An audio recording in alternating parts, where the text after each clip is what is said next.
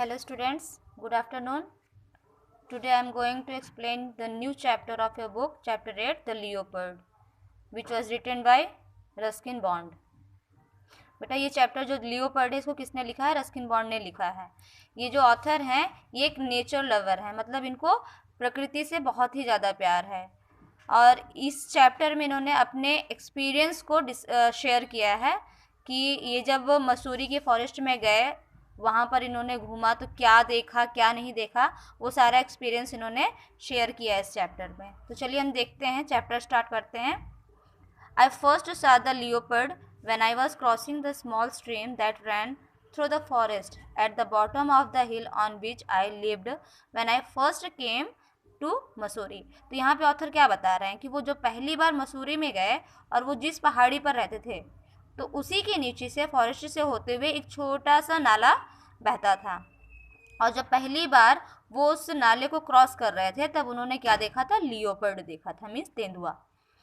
फिर क्या आगे देखिए, the ravine was so deep that for most of the day it remained in shadow. Ravine means नाला, वो जो नाला था वो इतना ज़्यादा गहरा था कि ज़्यादातर दिन में वो उसकी शेडो हमेशा बनी रहती थी, दिखता था। This encouraged many birds and animals to emerge from cover during the hours of daylight। तो ये उन बहुत सारी पक्षियों और जानवरों को क्या करता था? इनकरेज करता था, मतलब प्रोत्साहित करता था कि वो अपने घरों से, अपने कवर से बाहर निकलें दिन के उजालों में। Few people ever passed that way. उस रास्ते से कुछ ही लोग गुजरते थे, मीन्स ज़्यादा लोग उस रास्ते को यूज नहीं करते थे, कुछ ही लोग वहाँ से आया जाया करते थे। Nearly every morning and sometime during the day. जब लगभग हर सुबह, या ये कह लो कि लगभग कभी कभी शाम के समय भी या दिन में भी। I hear the cry of the barking deer. ये जो डियर होते थे उनकी आवाज़ों को सुना करते थे। एंड इन द इवनिंग, और शाम के समय में, वॉकिंग थ्रू द फॉरेस्ट, जब वे जंगल से होते हुए टहलने जाते थे जंगल में तो क्या करते थे? I disturbed parties of kalij pheasants. Kalij pheasants means क्या होता है? तीतर।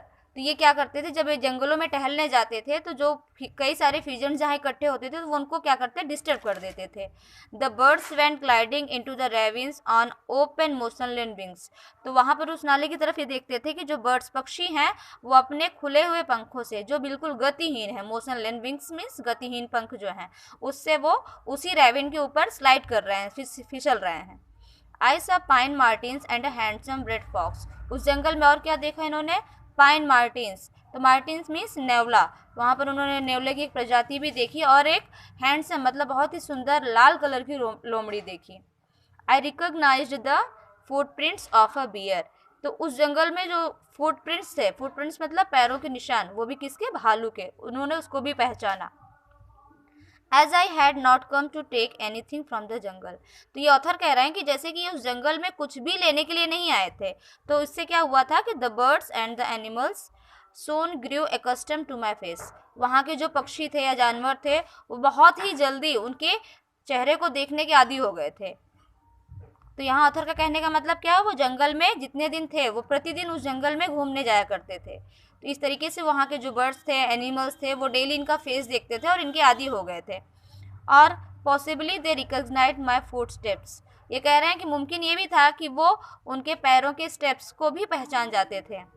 आफ्टर सम टाइम, कुछ समय के बाद, my approach did not disturb them. उनका वहाँ जाना भी उन्हें डिस्टर्ब नहीं करता था। किसको? वहाँ के बर्ड्स को, एनिमल्स को।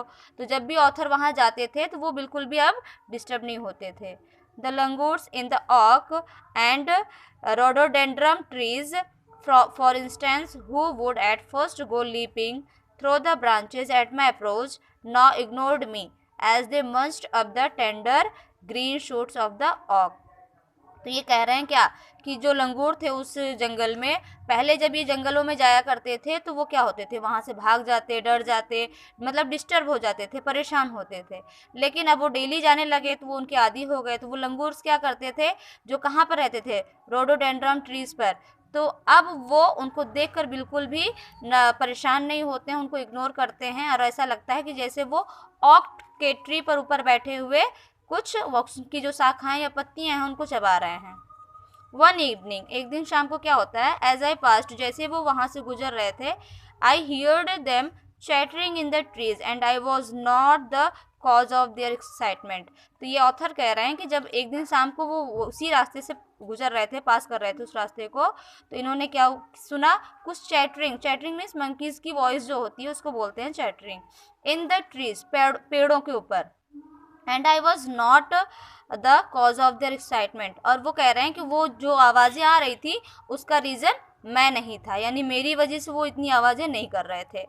As I cross the stream and began climbing the hill, जैसे ही वो उस नाले को क्रॉस किए और जब उस पहाड़ी पर क्लाइंब करना यानी चढ़ना शुरू किए, the grunting and chattering increased as though the langurs were trying to warn me of some hidden danger. तो जैसे जैसे वो ऊपर चढ़ रहे थे, स्टार्ट कर दिए थे, तो ग्रंटिंग ये भी साउंड है और चैटरिंग ये भी एनिमल्स की साउंड है, वो बढ़ती जा रही थी। ऐसा लग रहा था जैसे लंगूर्स जो हमको वार्न कर रहे हैं, चेतावनी दे रहे हैं कि आगे खतरा है, मत जाओ। A shower of pebbles came rattling down the steep hillside and I looked up to see a sinewy orange gold leopard। तो इसने क्या देखा, जैसे वो ऊपर से कुछ पेबल्स मीन्स कंकड़ पत्थर गिरते हुए नीचे आ रहे थे हिल से। तब इनकी नज़र जब ऊपर पड़ी तो इन्होंने ऊपर क्या देखा, एक बहुत ही सिनवी मतलब होता है मस्कुलर, मतलब मांसल, बहुत ही हिस्ट बेस्ट तंदुरुस्त सा एक लियोपर्ड, तेंदुआ देखा। Poised on a rock about 20 feet above मी, जो कि इससे लगभग 20 फीट अबव था, ऊपर था, और ऐसा लग रहा था कि वो कुछ करने की तैयारी में है।